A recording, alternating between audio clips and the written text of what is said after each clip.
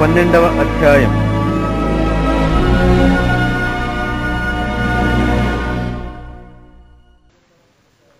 యెహోవా నన్ను రక్షింపుము.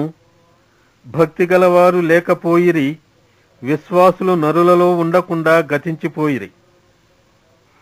అందరూ ఒకరితోనొకరు అబద్ధములాడుదురు, మోసకరమైన మనస్సు గలవారై ఇచ్చకములాడు పెదవులతో పలుకుదురు.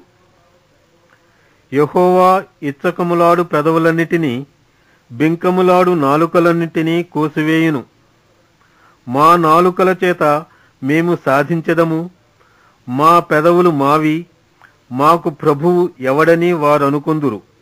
బాధపడు వారికి చేయబడిన బలత్కారమును బట్టియు, దరిద్రుల నిట్టూర్పులను బట్టియు నేనిప్పుడే లేచెదను. రక్షణను కోరుకుని వారికి నేను రక్షణ కలుగజేసెదను అని యెహోవా సెలవిచ్చుచున్నాడు. యెహోవా మాటలు పవిత్రమైనవి, అవి మట్టి మూసలో 7 మారులు కరిగి ఊదిన వెండియంత పవిత్రములు. యెహోవా, నీవు దరిద్రులను కాపాడెదవు, ఈ తరము వారి చేతిలో నుండి వారిని నిత్యము రక్షించెదవు. నరులలో నీచవర్తన ప్రబలమైనప్పుడు దుష్టులు గర్విష్ఠులై నలుదిక్కులా తిరుగులాడుదురు.